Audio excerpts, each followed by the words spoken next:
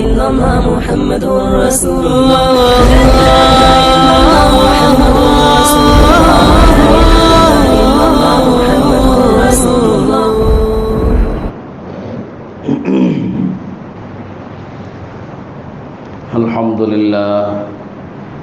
الحمد لله نحمده ونستعينه ونستغفره ونؤمن به ونتوكل عليه ونعوذ بالله من شرور أنفسنا ومن سيئات أعمالنا من يهده الله فلا مضل له ومن يضلله فلا هادي له ونشهد أن لا إله إلا الله وحده لا شريك له ونشهد أن سيدنا ونبينا ومولانا محمدا عبده ورسوله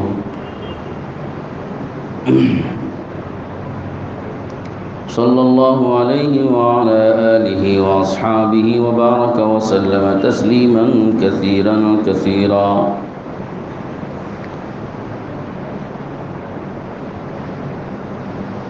أما بعد فأعوذ بالله من الشيطان الرجيم بسم الله الرحمن الرحيم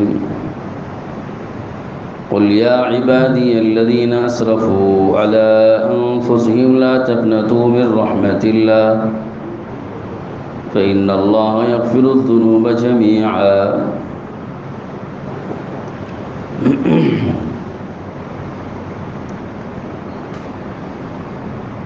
وقال النبي صلى الله عليه وسلم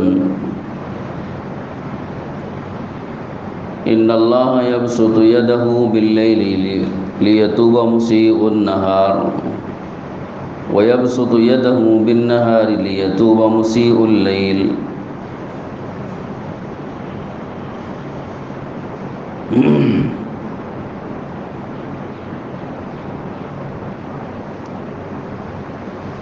وجاء في حديث آخر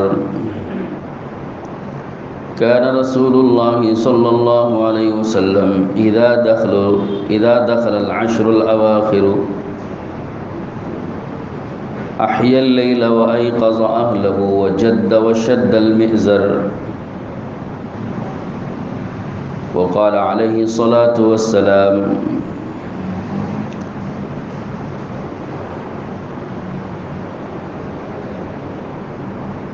من قام ليلة القدر غفر له ما تقدم من ذنبه صدق الله مولانا العظيم وصدق رسوله النبي الكريم دوستو بزرگوں بھائیوں، اس موقع پر جبکہ رمضان کہ 2 عشرے مکمل ہو چکے اور تیسرا عشرہ داخل ہونے والا ہے، آخری عشرہ جس کو کہتے ہیں، اور جمعہ بھی ایک آخری جمعہ رمضان کا اور آنے والا ہے۔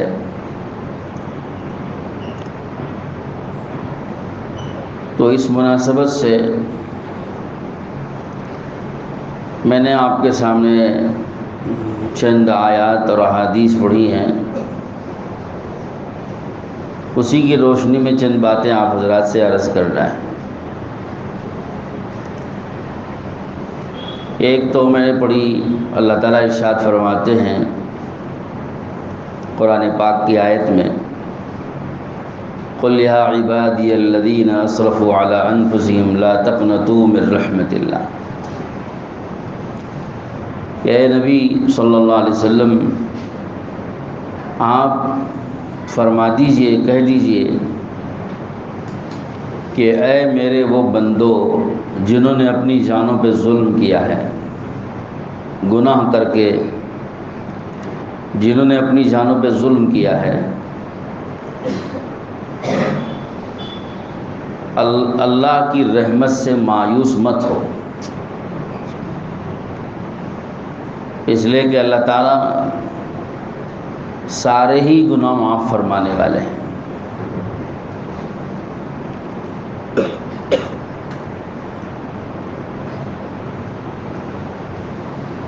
اور اس کے ساتھ میں نے حدیثیں پڑھی، احادیث میں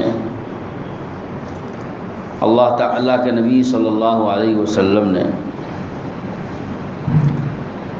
یہ فرمایا کہ بے شک اللہ تعالیٰ رات کو اپنے ہاتھ پھیلاتے ہیں، رات کو اپنے ہاتھ بندوں کے سامنے پھیلاتے ہیں تاکہ دن کا گنہگار توبہ کر لے، اور جب دن ہوتا ہے تو دن میں اللہ پاک ہاتھ پھیلاتے ہیں بندوں کے سامنے تاکہ رات کا گنہگار توبہ کر لے۔ دوسری حدیث میں نے پڑھی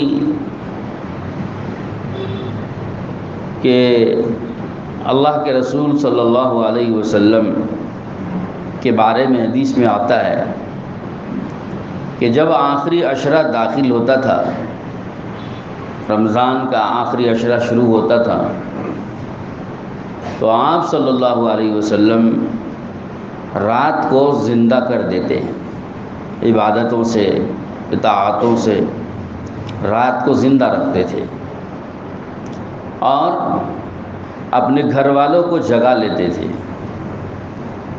اور اپنی کوشش اور جد و جہد کو بڑھا دیتے تھے اور اپنی کمر کو عبادت کے لیے کس لیتے تھے۔ اذا دخل العشر الاواخر احیا اللیل وایقظ اہلہ وجد وشد المئزر۔ اور میں نے اس کے بعد ایک حدیث اور پڑھی، اس میں اللہ کے نبی علیہ السلام نے فرمایا جس نے لیلۃ القدر میں عبادت کی، قیام کیا، اللہ کی بارگاہ میں ٹھہرا رہا لیلۃ القدر میں، تو غفر له ما تقدم من ذنبہ، اس کے پچھلے سارے گناہ معاف ہو جاتے ہیں۔ یہ میں نے چند حدیثیں اور آیتیں جو پڑھی ہیں اس کا میں نے ترجمہ اور مطلب اور مفہوم آپ کے سامنے عرض کیا۔ اب اس کو سامنے رکھتے ہوئے چند باتیں ہمیں سننا ہے۔ بزرگوں اور دوستو، آپ سب جانتے ہیں کہ رمضان کا مبارک مہینہ اللہ تعالیٰ نے مغفرت کا مہینہ بنایا ہے۔ دوسرا عشرہ، پہلا عشرہ رحمت کا ہوتا ہے تو دوسرا عشرہ مغفرت کا ہی رکھا ہے، اور تیسرے عشرے کو تو اللہ تعالیٰ نے بالکل جہنم سے سب کو آزادی دینے کے لیے رکھا ہے۔ یہ خود تین حصے اللہ تعالیٰ نے، جیسا کہ حدیث میں آتا ہے کہ اللہ نے رمضان کو تین حصوں میں تقسیم فرمایا ہے، پہلا حصہ رحمت، دوسرا حصہ مغفرت، تیسرا حصہ آگ سے آزادی اور خلاصی۔ تو اب پہلا عشرہ رحمت والا گزر گیا اور مغفرت کا عشرہ بالکل آج ختم ہو رہا ہے، اور کل سے آگ سے، یعنی جہنم کی آگ سے آزادی کا عشرہ شروع ہو رہا ہے۔ تو مجھے اور آپ کو یہ سوچنا ہوگا اور دیکھنا ہوگا کہ مغفرت کا عشرہ پورے ہونے جا رہا ہے، کیا ہماری اور آپ کی اللہ کی بارگاہ سے مغفرت ہو گئی؟ ہر آدمی کو اپنا جائزہ لینا ہے، ہر آدمی کو یہ سوچنا ہے کیا اللہ کی بارگاہ سے میری مغفرت کا اعلان اور میری مغفرت کا فیصلہ ہو چکا؟ اگر مغفرت کے فیصلے ہو گئے ہیں تو بڑے خوش نصیبی کی بات ہے، نہیں ہوا ہے تو ہم نے اپنی مغفرت کروانے کے لیے کیا کوشش کی ہے؟ رمضان کے اس مبارک مہینے میں اگر ہم نے اپنی مغفرت اللہ سے نہیں کروائی، اپنے گناہوں کی معافی ہم نے نہیں کروائی، اور اللہ کے سامنے رو دھو کے اپنے گناہوں کو معاف کرنے کی درخواست ہم نے نہیں کی، تو پھر تو رمضان میں ہم سے زیادہ کوئی محروم نہیں ہوگا۔ آپ کو یاد ہوگا ایک حدیث فضائل اعمال میں حضرت شیخ الحدیث مولانا محمد زکریا صاحب نور اللہ مرقدہ نے ذکر فرمائی ہے کہ حضور صلی اللہ علیہ وسلم ممبر پر چڑھ رہے تھے، پہلے سینے پہ قدم رکھا تو فرمایا آمین، دوسرے پہ قدم رکھا فرمایا آمین، تیسرے پہ قدم رکھا فرمایا آمین۔ خطبے سے فارغ ہو گئے، صحابہ نے پوچھا اللہ کے رسول آج تو ایک نیا عمل ہم نے دیکھا کہ آپ ہر قدم پہ آمین فرما رہے تھے، یہ کیا ہے؟ تو حضور نے فرمایا کہ جب میں چڑھ رہا تھا ممبر پہ تو جبرائیل آئے تو وہ بد دعا دینے لگے۔ اس بد دعا میں آپ نے یہ فرمایا، جبرائیل امین نے ان کی بد دعا پر میں نے آمین بھی کہہ دی۔ جبرائیل نے فرمایا کہ ہلاک اور برباد ہو جائے وہ شخص جس کو رمضان کا مبارک مہینہ ملا اور پھر بھی اس نے اپنی مغفرت نہیں کروایا۔ میں نے کہا آمین۔ اب آپ سوچئے کہ ممبر پر چڑھتے ہوئے رسول اللہ صلی اللہ علیہ وسلم کے پاس جبرائیل آئیں اور یہ بد دعا کہیں اور حضور اس پر آمین کہیں، تو اس کا مطلب ہے کہ ایسا شخص جس نے رمضان کا مہینہ پا کر اپنی مغفرت نہیں کروائی اس سے زیادہ بدبخت اور بد نصیب نہیں ہے۔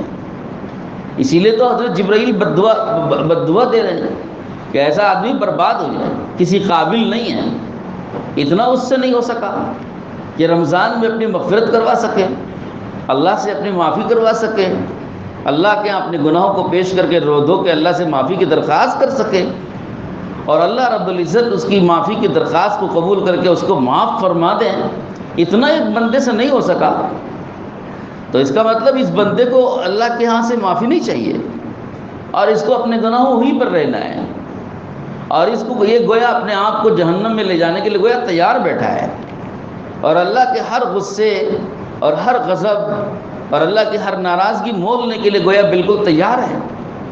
تو ایسا آدمی تو برباد ہی ہوگا، اور کیا ہوگا؟ ظاہر ہے کہ جس آدمی کو اپنے گناہوں کی معافی نہ ملی ہو، اللہ کے دربار سے مغفرت نہ ہوئی ہو، تو گویا اس کے اوپر اللہ کی رحمتیں رک گئی اور اللہ کی عنایتیں بھی رک گئی، اور اس پر گویا اللہ کا غضب اتر رہا ہے اور اللہ کی اس پر گویا ناراضگی اتر رہی ہے، اور وہ اس کو کوئی پرواہ نہیں ہے کہ اللہ کی مجھ پر ناراضگی ہو رہی ہے، اللہ کا مجھ پر غصہ ہو رہا ہے، اللہ مجھ پر اپنا غضب اتار رہے ہیں، اللہ کا مجھ پر عذاب آ رہا ہے اور اللہ مجھ سے ناراض ہیں، اس بات کی اسے کوئی پرواہ نہیں ہے۔ تو ایسا بے حس اور بے پرواہ آدمی، ایسا آدمی تو بربادی ہوگا اور اس کے سوا تو اس کا کوئی انجام نہیں ہوگا۔ اس لہذا جبرائیل نے بد دعا دے دی کہ ایسا آدمی برباد ہوتا ہے تو ہو جانے دیجیے۔ کیوں؟ کہ اس آدمی کو اللہ کی ناراضگی کی کوئی پرواہ نہیں، اللہ کے غصے کی کوئی پرواہ نہیں، اور اللہ کے ہاں سے معافی ملنے کی اس کے ہاں کوئی اہمیت نہیں، اور اللہ اس کے گناہ کو معاف کر دے، اس کی مغفرت فرما دے، اسے اس کی ضرورت نہیں سمجھ رہا ہے، تو اس سے زیادہ منحوس کون ہوگا؟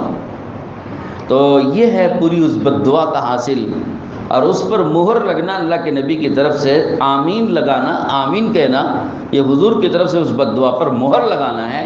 تو گویا اس بد دعا کے قبول ہونے میں اور کیا دیر رہ جائے۔ تو اس لیے میرے دوستو بھائیو، رمضان کے اس مبارک مہینے کو کم سے کم اپنی مغفرت کا مہینہ تو ہمیں بنانا چاہیے، کم سے کم درجہ۔ ارے زیادہ سے زیادہ تو پتہ نہیں اللہ کی طرف سے کیا کیا ملے گا، کیا عنایتیں، کیا دین، کیا عطا، کیا بخشش، کیا نوازشیں اللہ کی طرف سے رمضان میں اپنے بندوں پر ہوتی ہیں۔ ہم اندازہ نہیں کر سکتے کن کن بندوں کو اللہ پاک ہدایت سے مالا مال کرتے ہیں، دلوں کو بدلتے ہیں، ذہن بدلتے ہیں، فکر بدلتے ہیں، سوچ بدلتے ہیں، اخلاق بدلتے ہیں، اعمال بدلتے ہیں، دن کا طریقہ ان کا گزارنے کا بدلتے ہیں، رات گزارنے کے طریقے اللہ پاک ان کے بدل دیتے ہیں، ان کی زندگی میں سنتیں آ جاتی ہیں، لباس مسنون ہو جاتا ہے، نمازی بن جاتے ہیں، پرہیزگار بن جاتے ہیں، تقوی والے بن جاتے ہیں، عبادت گزار بن جاتے ہیں، قرآن پڑھنے والے بن جاتے ہیں، اور قرآن پاک سے ایک لگاؤ اور انسیت پیدا ہو جاتی ہے۔ یہ سب اللہ کی دین، اللہ کی عطا، اللہ کی عنایت، اللہ کی بخشش اور اللہ رب العزت کی نوازشات ہے۔ اور اس کے اوپر اور روحانی اعتبار سے کس کو کیا ترقی مل رہی ہے، کس کو روحانی اعتبار سے اللہ کا قرب مل رہا ہے، روحانی اعتبار سے کسی کو اللہ کے ہاں نزدیکی مل رہی ہے، اعلیٰ مقام مل رہا ہے، رتبہ مل رہا ہے، عزت مل رہی ہے، اور روحانی قوت مل رہی ہے، اس کو ایمان اس کا مضبوط ہو رہا ہے۔ یہ سب اللہ کی عنایتیں، اللہ کی عطائیں، اللہ کی بخششیں اور نوازشات ہیں۔ تو یہ ساری نوازشات میں اور ساری عطایا میں سب سے ادنا عطا اللہ کی مغفرت ہے. یہ ہمارے جتنے گناہ تھے، چھوٹے ہیں، بڑے ہیں، دن کے ہیں، رات کے ہیں، جان کر کیے ہیں، انجانے میں کیے ہیں، سب گناہ صاف ستھرے ہو کے اعمال نامہ اور ہماری فائل ایک دم کلین ہو گئی، اور اس کو کلین چٹ مل گئی، اور جہنم سے بھی براعت مل گئی، اور اللہ نے طے کر دیا کہ ہم اس کو جہنم میں نہیں ڈالیں گے اور جہنم میں نہیں بھیجیں گے. یہ جہنم سے بری ہو گیا، اس کو اب جہنم میں جہنم بھیج کے سزا نہیں دی جائے گی، کلین چٹ مل گئی. تو اس بندے سے زیادہ خوش نصیب بندہ کون ہوگا؟ تو یہ ادنا سودا ہے، ادنا بخشش ہے، ادنا چھوٹے سے چھوٹا اور کم سے کم اور ادنا درجے کا یہ انعام ہے اللہ کا کہ بندوں کی اللہ پاک مغفرت فرما دیں. تو لہٰذا میرے دوستو، بندوں کو چاہیے کہ رمضان کے اس مبارک مہینے میں سب سے پہلے اپنے گناہوں کو یاد کریں اور اللہ کے سامنے پیش کریں، اور پیش کر کے اللہ سے گزارش کریں کہ یا اللہ یہ گناہ میرے معاف فرما دے. اپنے گناہ پیش کریں. اللہ کو خوب معلوم ہے کہ ہم سے کیا گناہ ہوئے ہیں، اللہ کے علم خوب ہے. تو ہم کم سے کم اللہ کی بارگاہ میں کہیں کہ یا اللہ جتنے گناہ میرے آپ کے علم میں ہیں، جتنے گناہ میں جانتا ہوں اور جتنے گناہ میں نہیں جانتا ہوں اگر آپ جانتے ہیں، اور جتنے گناہ آپ کے فرشتوں نے لکھے ہیں، جتنے مجھ سے دن میں ہوئے، جتنے مجھ سے رات میں ہوئے، اور جتنے گناہ میں جان بوجھ کر کیے، مطلب مجھے معلوم تھا کہ یہ گناہ پھر بھی میں نے کیا، اور جتنے گناہ ایسے کیے کہ مجھے نہیں معلوم تھا کہ یہ گناہ ہے لیکن ہو گیا مجھ سے گناہ، اور بس اوقات مجھ سے بھول کر گناہ ہو گیا، اور یاد رہتے ہوئے کبھی گناہ ہو گیا. تو ہم ایک ایک بات کو اللہ کے سامنے پیش کر کے کہیں کہ اللہ یہ سارے قسم کے گناہ میرے معاف فرما دے. یہ معافی کا ایک طریقہ ہوتا ہے. اللہ کے دربار میں معافی مانگنے کے لیے تو آدمی کو چھوٹا بننا پڑے گا، عاجزی اختیار کرنا پڑے گا، تواضع اختیار کرنا پڑے گا، رونا پڑے گا، آنسو بہانا پڑے گا، بچے کی طرح بلبلانا پڑے گا، اور گڑ گڑانا بھی ہوگا. کیوں؟ یہ دربار اللہ کا ہے، اللہ سے بڑا کوئی نہیں ہے. اللہ پاک، آدمی تو اپنے ماں باپ کے سامنے عاجز ہو جاتا ہے، کسی جگہ پھنس جاتا ہے، کہیں کسی جگہ پھنس گیا وہاں عاجز ہو جاتا ہے، رو پڑتا ہے. آپ سوچئے کہ کتنے دنیا کے کام ایسے ہوتے ہیں کہ وہاں آدمی انتہائی درجہ حاجت مند اور ضرورت مند ہوتا ہے، مجبور ہوتا ہے تو رو پڑتا ہے، رو کے گزارش کرتا ہے کہ جناب صاحب میرا کام کر دیجئے. تو ایک انسان کے سامنے دنیا کی ایک حاجت پوری کرنے کے لیے ہم اتنے عاجز بن سکتے ہیں، تو اللہ کے سامنے جو ہر حاجت پورا کرنے والا ہے، سب وہ حاجتیں ہماری پوری کرتا ہے، ہزاروں پورا کرنے کو تیار ہے.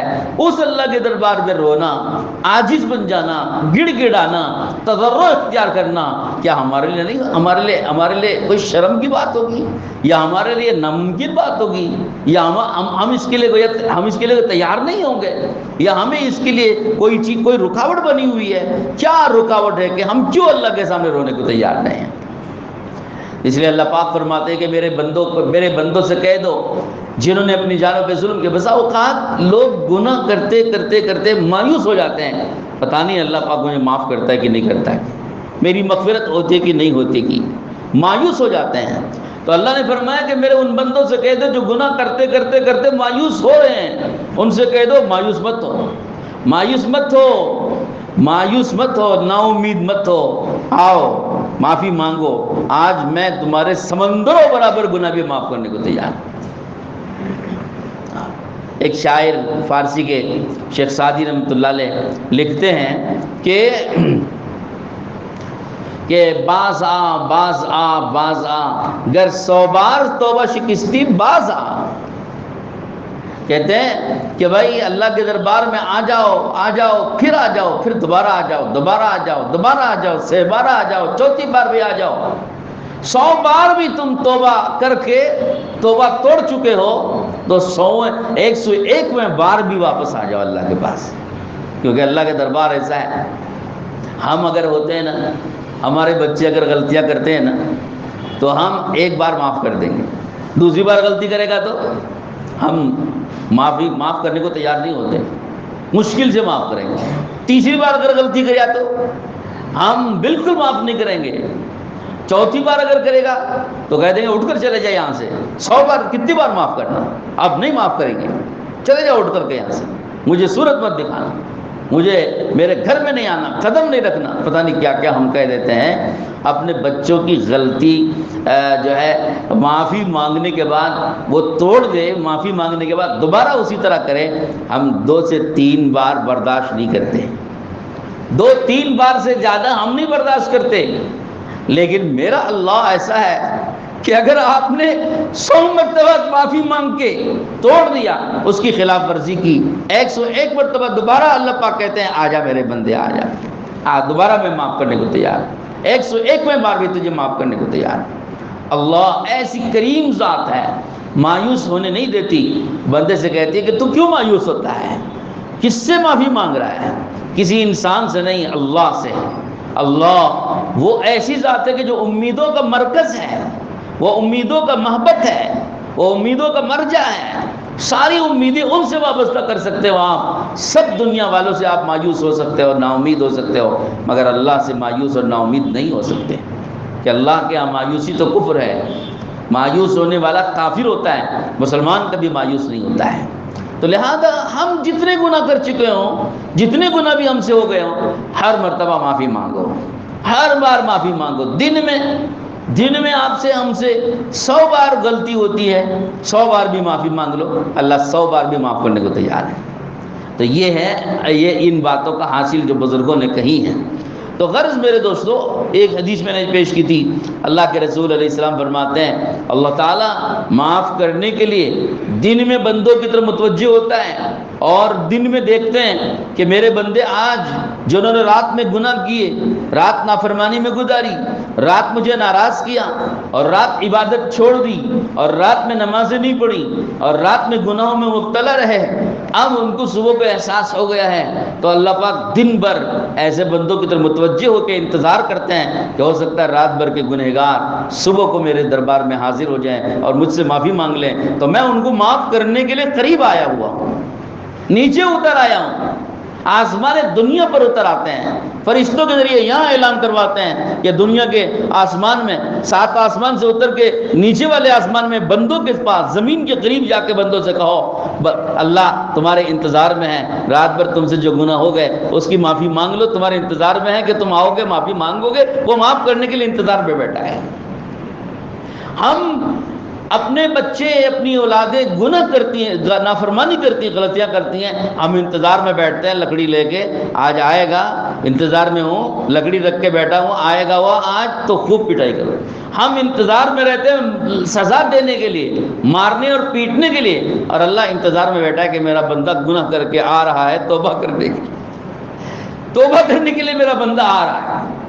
اور رات میں آپ بندوں کی طرف متوجہ ہوتے ہیں, رات ہوتی ہے, رات میں بندوں کی طرف متوجہ ہوتے ہیں, اور اس لیے متوجہ ہوتے ہیں کہ دن بھر میرے بندے گناہ کر کے, نافرمانیاں کر کے, رات کے وقت میں ہو سکتا ہے کہ معافی مانگنے کے لیے آ جائیں, میں معاف کرنے کے لیے حاضر ہوا ہوں. کیسے اللہ کریم ہے, ایسے کریم اللہ کے دربار میں معافی نہ مانگیں اور اپنی مغفرت نہ چاہیں, اس سے بڑا بدقسمت کون ہوگا. اس لیے رمضان کے اس مبارک مہینے کو مغفرت کا مہینہ بنائیں, ہم معافی کا مہینہ بنائیے.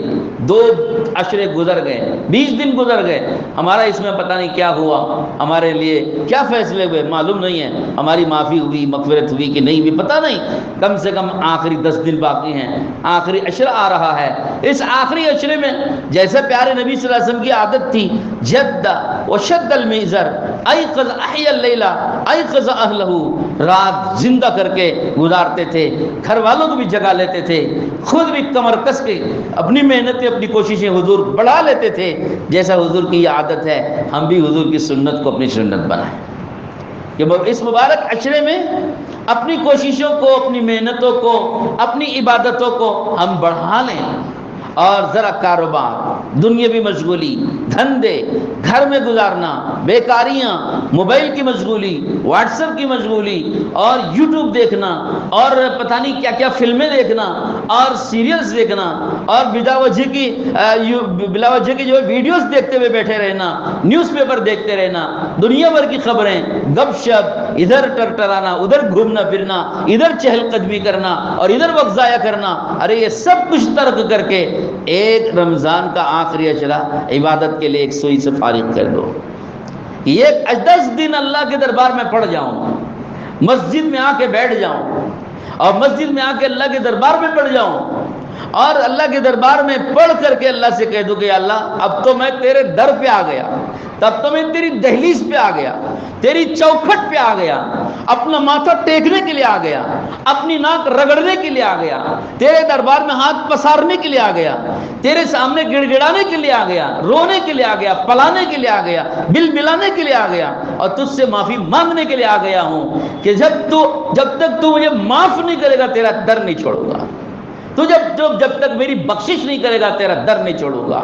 یہ ہے اعتکاف کا مطلب کہ آدمی اعتکاف میں آ کے جو پڑ جاتا ہے اور اعتکاف میں جو بیٹھ جاتا ہے اس کا یہی مطلب ہوتا ہے کہ میں اب سب کچھ چھوڑ چھاڑ کے اپنے دھندے، اپنے کام و کاج، اپنی ساری مصروفیات تیرے دربار میں آ کے پڑ گیا ہوں کہ اب تو تجھے معاف کرنا ہی کرنا ہے، اب تو تجھے مجھے بخشنا ہی بخشنا ہے، اب تو میری سننا ہی سننا ہے، میری دعائیں آپ کو قبول کرنا ہی کرنا ہے. تیرے دربار میں آ کے پڑ گیا ہوں، جاؤں گا نہیں جب تک تو مجھے نہیں دے گا، جب تک میری خواہش، میری ضرورت، میرا سوال، میری حاجت جب تک پوری نہیں کرے گا اور جب تک میری بخشش نہیں کرے گا تیرا در چھوڑ کے نہیں جاؤں گا. یہ مطلب ہوتا ہے اعتکاف کا. علماء نے لکھا ہے، یہ بات میں اپنی طرف سے نہیں کہہ رہا. ہاں، اور اللہ نے ابراہیم علیہ السلام سے جب کعبۃ اللہ تعمیر کروایا تو اللہ تعالیٰ نے ابراہیم اور اسماعیل علیہ السلام سے عہد لیا کہ انطہرا بیتی للطائفین والعاکفین والرکع السجود. ہم نے ابراہیم اور اسماعیل سے اس بات کا عہد لیا کہ میرے طواف کرنے والے، اعتکاف کرنے والے اور میرے عبادت کرنے والے بندے آئیں گے میں اس گھر کے پاس، ان کے لیے تم دونوں اس گھر کو پاک و صاف کرو. نبیوں سے اللہ پاک نے کہا کہ میرے اس گھر کو پاک و صاف کرو. للطائفین والعاکفین والرکع السجود، سجدہ کرنے والے، نمازیں پڑھنے والے، اعتکاف کرنے والے، طواف کرنے والے یہاں آئیں گے، ان کی عبادت کے لیے اس گھر کو پاک و صاف کرو. بتوں سے پاک و صاف، شرک سے پاک و صاف، گندگیوں سے پاک و صاف کرو. یہ عہد لیا. چنانچہ ابراہیم اور اسماعیل علیہ السلام نے اللہ کے اس حکم کو پورا کرتے ہوئے بیت اللہ کو پاک و صاف کیا اور عبادتوں کے لیے اس کو فارغ کیا. تو میرے دوستو، اللہ کو یہ بات کتنی پسند ہے کہ بندے اللہ کے گھر میں آئیں، بیت اللہ کے پاس آئیں طواف کے لیے. بیت اللہ کے سوا کسی کا طواف جائز نہیں ہے، لیکن ہر مسجد میں اعتکاف کے لیے آئیں، ہر مسجد میں نماز کے لیے آئیں اور چاہتے ہیں، بندوں سے چاہتے ہیں کہ مسجد کو پاک و صاف رکھو. میرے بندے سجدہ کرنے آئیں گے، میرے بندے اعتکاف کرنے آئیں گے، میرے بندے یہاں میرے سامنے ہاتھ پسارنے کے لیے، پیشانی رگڑنے، ناک رگڑنے آئیں گے. میرے بندوں کے لیے مسجد کو پاک و صاف رکھو. جو عہد اللہ نے ابراہیم و اسماعیل علیہ السلام سے بیت اللہ کے سلسلے میں لیا ہے، میں تو سمجھتا ہوں کہ ہر مسجد والوں سے بھی، ہر مسجد کے ذمہ داروں سے بھی گویا اللہ پاک بالواسطہ یہ عہد لے رہے ہیں، عبادت کے لیے آنے والوں کی خاطر مسجد کو پاک و صاف رکھو. یہ حکم سمجھنا چاہیے ہم کو کہ اللہ پاک نے کیسا عظیم و شان حکم دیا ہے. تو گویا بندوں کا عبادت کے لیے آنا، اعتکاف کے لیے آنا گویا اللہ کو پسند ہے، اللہ چاہتے ہیں. اور اس کے لیے مسجد کے ذمہ داروں اور بیت اللہ کے ذمہ داروں سے کہا کہ تم ان کی عبادت کے لیے وقت کو صاف رکھو. چنانچہ الحمدللہ ہر مسجد میں اعتکاف کا نظام بنایا جاتا ہے اور مساجد کے ذمہ دار حضرات مسجدوں میں اعتکاف کی ترتیبیں بناتے ہیں، اعتکاف کا نظام قائم کرتے ہیں. یہ اعتکاف میرے دوستو حضور اکرم صلی اللہ تعالی علیہ وسلم کا مسنون عمل ہے. حضور جب مدینہ منورہ ہجرت کر کے تشریف لے گئے، اس وقت سے لے کر آپ نے اپنی وفات تک ہر سال اعتکاف فرمایا ہے. ہر سال حضور نے اعتکاف کیا ہے. ایک مرتبہ حضور نے پورے رمضان کا اعتکاف کیا اور ایک مرتبہ آخری جس وقت میں حیات ہوئی اس وقت میں 2 عشرے کا آپ نے اعتکاف کیا. چنانچہ روایت میں موجود ہے یہ حضور اکرم صلی اللہ علیہ وسلم ایک مرتبہ پہلے عشرے کا اعتکاف فرمایا اور پھر جب پہلے عشرے کا اعتکاف ختم ہو گیا تو آپ علیہ الصلوۃ والسلام نے دوسرے عشرے کا اعتکاف کیا خیمے میں، اور جب دوسرا عشرہ بھی ختم ہو گیا تو آپ نے اپنے ترکی خیمے سے سر باہر نکال کر کے لوگوں کو اعلان کیا، جو لوگ میرے ساتھ اعتکاف پہلے اور دوسرے عشرے کا کر رہے تھے ان کو چاہیے کہ اب تیسرے عشرے کا بھی اعتکاف شروع کر لیں، اس لیے کہ میں نے جو 2 عشروں کا اعتکاف کیا تھا وہ شب قدر کی تلاش کے لیے کیا تھا، شب قدر کی تلاش میں نے کیا، تو مجھے ان 2 عشروں کے اعتکاف کے بعد بتایا گیا کہ شب قدر ان 2 عشروں میں نہیں ہے، تیسرے عشرے میں شب قدر آئے گی، تو لہذا جو لوگ میرے ساتھ 2 عشرے میں اعتکاف میں تھے وہ تیسرے عشرے میں بھی اعتکاف کریں اور شب قدر کو تلاش کریں۔ اور حضور نے یہ بھی ساتھ کے ساتھ بتایا کہ مجھے متعین کر کے بتایا گیا تھا کہ شب قدر کون سی رات میں آتی ہے، لیکن بعد میں بھلا دیا گیا۔ اب تم کو ہر رات میں شب قدر ہی کو یقین کر کے، شب قدر کی امید پر ہر رات میں تمہیں جاگنا چاہیے، ہو سکتا ہے کہ جو سی رات تم جاگو وہی شب قدر ہو جائے، پہلی رات ہے پہلی رات سے آخری رات تک برابر جاگتے رہو، اور ان میں کوئی نہ کوئی رات جب شب قدر ہوگی تو وہ ضرور مل جائے۔ تو یہ حضور اکرم صلی اللہ علیہ وسلم نے تاکید فرمائی اور آپ علیہ السلام نے نصیحت فرمائی۔ تو حضور صلی اللہ علیہ وسلم ہر رمضان میں اعتکاف برابر کرتے تھے۔ تو علماء نے فرمایا کہ آخری عشرے میں، آخری 10 دن میں اعتکاف کرنا یہ جو ہے سنت مؤکدہ ہے، واجب نہیں ہے، سنت مؤکدہ ہے، یعنی ایسی سنت ہے کہ جس کی تاکید بہت زیادہ آئی ہے۔ اسی وجہ سے علماء نے فرمایا کہ اگر کسی مسجد میں کوئی ایک آدمی بھی اعتکاف میں نہیں بیٹھے گا تو محلے کے سارے لوگ گنہگار ہوں گے، تو لہذا چاہیے کہ ایک نہ ایک آدمی مسجد میں ضرور اعتکاف میں رہے۔ ہر آدمی بھی اعتکاف کر سکتا ہے، سارے مصلی اعتکاف میں بیٹھ سکتے ہیں، کوئی حرج اس میں نہیں ہے، لیکن کم سے کم ایک آدمی کو ضرور بیٹھنا چاہیے مسجد میں۔ اگر کسی مسجد میں پتہ چلا کہ وہاں کوئی آدمی بھی اعتکاف میں نہیں بیٹھا ہے تو سمجھ لو پورے محلے والے گنہگار ہیں۔ یہ سنت مؤکدہ کا مطلب، یہ ایسی سنت ہے، سنت مؤکدہ علی الکفایہ، کفایہ بھی یعنی مطلب سنت مؤکدہ علی الکفایہ ہونے کا یہی مطلب ہوتا ہے کہ اگر 1-2 آدمی اعتکاف کر لیتے ہیں سارے محلے والوں پر سے یہ ذمہ داری ساقط ہو جاتی ہے، اتر جاتی ہے، لیکن اگر ایک بھی آدمی نہیں بیٹھے گا پھر یہ ذمہ داری سارے محلے والوں پر آتی ہے اور سارے محلے والے اس سنت کے ترک کے گنہگار ہوتے ہیں۔ اس لیے چاہیے کہ صاحب کسی نہ کسی آدمی کو اعتکاف میں بٹھایا جائے، اور یہاں بہت سے لوگ اعتکاف میں بیٹھنے کا ارادہ رکھتے ہوں گے، لیکن ایک بات یاد رکھ لیجئے، اعتکاف میں بیٹھنا صرف مسجد میں وقت گزارنے کے لیے نہیں ہے، بلکہ اعتکاف میں بیٹھنا اعمال کرنے کے لیے، عبادت کرنے کے لیے، اللہ کو منانے کے لیے، اللہ کی خوشامد کرنے کے لیے، اللہ کی بارگاہ میں رونے دھونے کے لیے۔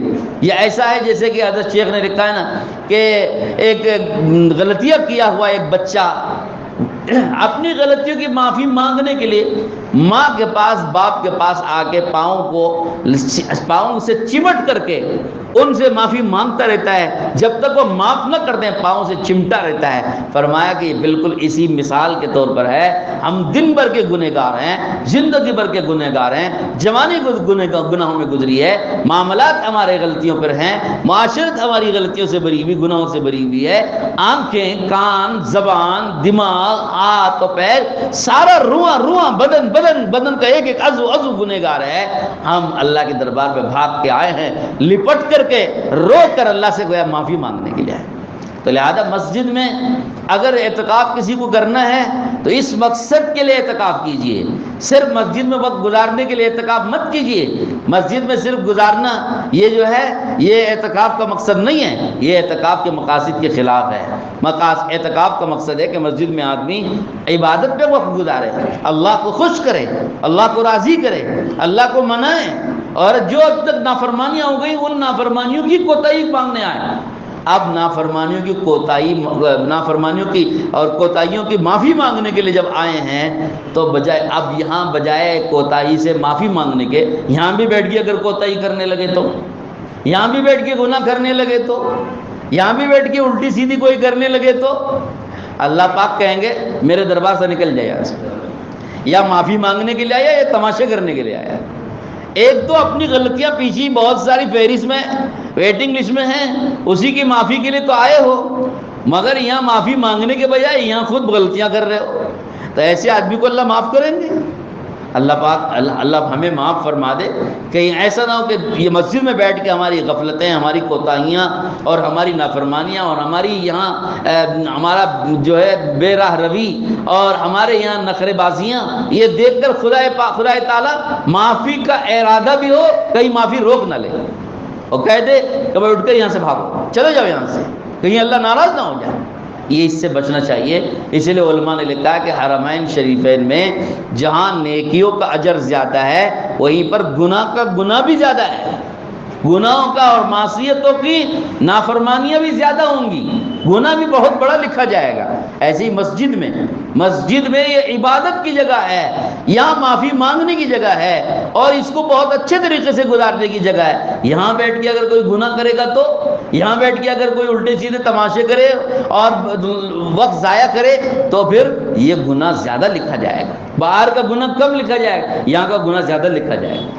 اس لیے احتیاط کرنا چاہیے. ہم نے مشورہ کیا، مسجد کے ذمہ داروں سے مشورہ کیا اور مشورہ کر کے سوچا کہ بھائی ہماری اس مسجد میں جو لوگ اعتکاف میں گزارتے ہیں ان کے لیے ایک نظام العمل بن جائے، ایک ٹائم ٹیبل بن جائے کہ صبح سے شام تک ان کو کن اعمال کے ساتھ. اس لیے کہ بہت سارے لوگ بیچارے اعتکاف میں بیٹھتے ہیں، انہیں پتہ نہیں رہتا کہ بھائی کیا کیا کرنا ہے، کیا کیا کرنا ہے یا کیا اعمال کرنا ہے، پتہ نہیں ہے، وقت ایسے ہی گزر رہا ہے. تو کوئی ان کو سکھانے والا، کوئی ان کی تربیت کرنے والا، کوئی ان کو صحیح طریقے سے چیزیں سمجھانے والا ہونا چاہیے. لہذا ہم نے مشورہ کیا اور مشورہ کر کے یہ طے کیا کہ ہماری مسجد کے امام صاحب اور یہاں ہمارے مدرسے کے جو استاد ہیں مولانا آفتاب صاحب، ان دونوں کو ذمہ دار بنایا گیا ہے. یہ دونوں یہاں سارے اعتکاف کرنے والوں کی یہ دونوں ذمہ دار ہیں. جہاں جتنے لوگ اعتکاف کریں گے اس مسجد میں ان سارے اعتکاف والوں کا وقت صحیح گزروانا ان دونوں حضرات کے ذمہ ہے. چنانچہ ایک نظام العمل یہ بنایا ہے، یہ آپ کے سامنے انشاءاللہ اس کو انلارج کر کے جو ہے لگایا جائے گا جگہ جگہ پر. یہ نظام العمل ہے یہاں پر اعتکاف میں بیٹھنے والوں کا. اس نظام العمل اور اس ٹائم ٹیبل کو فالو کرنا چاہیے. جتنے لوگ یہاں اعتکاف میں بیٹھیں گے سب کو اس ٹائم ٹیبل کو فالو کرتے ہوئے اس ٹائم ٹیبل کے مطابق اور ان اعمال کے مطابق اپنا وقت یہاں پر گزارنا چاہیے. آزادی کے ساتھ یہاں پر آپ اپنا وقت، کوئی ادھر بیٹھا ہے کوئی ادھر بیٹھا ہے، ادھر عمل چل رہا ہے، کوئی ادھر ٹرٹرا رہے ہیں، کوئی ادھر باتیں کر رہے ہیں، کوئی ادھر گھوم رہے ہیں اور کوئی ادھر موبائل دیکھ رہے ہیں، کوئی ادھر سو رہے ہیں. یہ طریقہ صحیح نہیں ہے. یہاں مسجد میں ایک نظام بنایا گیا ہے مشورے سے. سارے متقیفین کی ضروریات کے لیے بھی وقت دیں گے، آرام کے لیے بھی اس میں موقع ہے، اعمال کا بھی اس میں موقع ہے. تو لہذا جو ٹائم ٹیبل بنایا گیا اور اس میں جو اعمال تجویز کیے گئے اور جن اوقات میں یہ سب تجویز کیے گئے، یہاں اعتکاف میں بیٹھنے والوں پر ضروری ہوگا ان اعمال کو فالو کر کے ان اعمال کے مطابق یہاں پر وقت گزاریں، اعتکاف کریں. اور اگر اس کے تابع ہونا نہیں چاہتے تو پھر گھر میں بیٹھ جائیے، صاحب گھر میں رہ جائیے، دکان پہ رہ جائیے، کہیں بازار میں وقت گزار لیجیے. مسجد میں یہاں پر اعتکاف کرنے والوں کے لیے لازم ہوگا کہ اس کو فالو کر کے یہاں پر اعتکاف میں وقت گزاریں. یہ آپ کو میں الحمدللہ اس میں بہت ساری چیزیں جو ہے تعلیم کے اعتبار سے، تربیت کے اعتبار سے، سیکھنے سکھانے کے اعتبار سے، سمجھانے کے اعتبار سے سب طے کی گئی ہیں. یہ علماء اور یہ حفاظ انشاءاللہ آپ حضرات کو اس کی ترتیب کے مطابق آپ حضرات کو وقت صحیح گزروائیں گے. جس کو بھی جو کام کرنا ہو ان دونوں حضرات سے پوچھ کر کرنا ہے. یہ دونوں گویا آپ کے امیر ہوں گے، جو متقیفین ہیں ان متقیفین کے یہ دونوں حضرات امیر اور ذمہ دار ہیں. ان سے پوچھ کے متقیفین کو اپنا وقت گزارنا. کسی کو کوئی کام ہے ان کو پوچھ کے جائیں، ان کو پوچھ کے کریں گے. اور انفرادی اس سے ہٹ کر الگ سے کوئی کام کسی کو کرنے کی اجازت نہیں ہے. جو بھی کرنا ہے سب کو اسی میں کرنا. اس سے ہٹ کر کوئی اپنا عمل کریں، اپنا کام کرتے بیٹھیں، اس کی اجازت نہیں ہے. اس کے لیے کوئی خصوصی طور پر کسی کا کوئی عذر ہو، جیسے کسی کا کوئی ایگزام ہے، ایگزام کا پڑھنا چاہتے ہیں، یا ان کو کوئی آفس کا کوئی جاب ہے، اس کے لیے اگر ایک آدھا گھنٹہ یا کچھ 10-15 منٹ کوئی اہم کام کرنا چاہتے ہیں، وہ بیٹھ کے اجازت لے کے ایک کونے میں کر لیں خاموشی کے ساتھ، کسی کو ڈسٹرب کیے بغیر. ہو سکتا ہے ان کو اجازت مل جائے. اور اعتکاف میں اس کی اجازت بھی ہے، اعتکاف اس سے ٹوٹتا نہیں ہے. تو ایک تو میں یہ کہنا چاہ رہا ہوں کہ یہ نظام العمل اس لیے بنایا جاتا ہے تاکہ اعتکاف کرنے والوں کا وقت صحیح گزرے. اور میں سب اعتکاف کرنے والوں سے گزارش کرتا ہوں کہ اعتکاف میں اعمال میں وقت گزاریے. اور سب سے بڑا عمل تو توبہ کرنا ہے، رونا ہے، دعا مانگنا ہے. یہ وقت اسی کام کے لیے ہے، اس کے سوا کوئی کام نہیں. جب وقت مل گیا 2 رکعت صلاۃ توبہ پڑھیے. صلاۃ التوبہ پڑھ کے اللہ پاک کے سامنے اپنے گناہ، اپنی غلطیوں کا اللہ کے سامنے تذکرہ کر کے اللہ سے گزارش کر کے اللہ یہ معاف کرنا۔ رونا نہیں آتا ہے، آنسو سوکھ ہے، بہت سے لوگوں کو رونے کی عادت نہیں ہے، آنکھوں میں آنسو نہیں آتے، تو آنکھوں میں آنسو نہیں آتے کوئی حرج نہیں، رونے کی صورت تو بنا لو۔ فَإِن لَمْ تَبْكُوا فَتُبَاكُوا، حدیث میں آتا ہے رو نہیں سکتے ہو اگر تو کم سے کم رونے کی صورت تو بنا کے دکھا دو اللہ کو۔ روتی صورت بولتے ہیں نا، ماں باپ بولتے ہیں روتی صورت، ایک آنسو بھی آنکھوں میں نہیں نکل رہا ہے، ارے بچے ماں باپ کے سامنے رو رہے ہیں، ایک قطرہ بھی آنکھوں میں نہیں آ رہا ہے، لیکن صورت ایسا بنائے ہوئے ہے کہ ماں باپ کو دیکھتے ہی فوراً رحم آ جانا۔ تو میرے بھائی ایک بچہ یہ ٹیکنیک اپنا سکتا ہے ماں باپ کو منانے کے لیے کہ ایک آنسو کا قطرہ بھی نہیں نکل رہا ہے، پھر بھی صورت ایسی رونے کی بنایا کہ ماں باپ کو رحم آ گیا، ماں باپ نے معاف کر دیا کہ جا بھائی جا، معاف کر دیا ماں باپ نے۔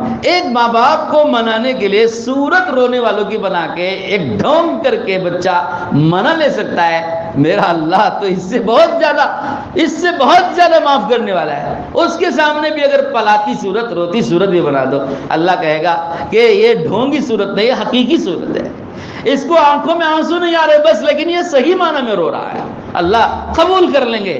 ڈھونگی صورت کو بھی اللہ حقیقی روتی صورت بنا لیں گے، قبول کر لیں گے، گناہ معاف فرما دیں، اللہ ایسے ہے۔ تو حضور حدیث میں یہی فرما رہے ہیں، اگر تمہیں رونا نہیں آ رہا ہے، آنکھوں میں آنسو نہیں آ رہے ہیں، تو صورت رونے والوں کی بنا کے اللہ کو دکھا دو کہ اللہ میں رو رہا ہوں، میں معافی مانگ رہا ہوں۔ اللہ کو اتنی صورت ہی دکھا دو، اللہ تمہاری صورت رونے والی دیکھ کر کے بھی اللہ پاک معاف کرنے کو تیار ہو جائے گا۔ تو یہ ہے میرے دوستو اعتکاف کا اصل مقصد، اعتکاف کی اصل منشا۔ اس پر اگر ہم اعتکاف گزارتے ہیں اور ہم کو اس اعتکاف کی برکت سے اگر ایک شب قدر مل گئی، شب قدر ہی اصل مقصود ہے، راتوں کو شب قدر مل جاتی ہے، 21 راتوں میں کسی نہ کسی رات میں، 10 راتوں میں کسی نہ کسی رات میں شب قدر ہوگی، اگر ہم کو شب قدر مل گئی، 80 سال کی عبادت ہمارے اعمال نامے میں لکھ دیا ہے۔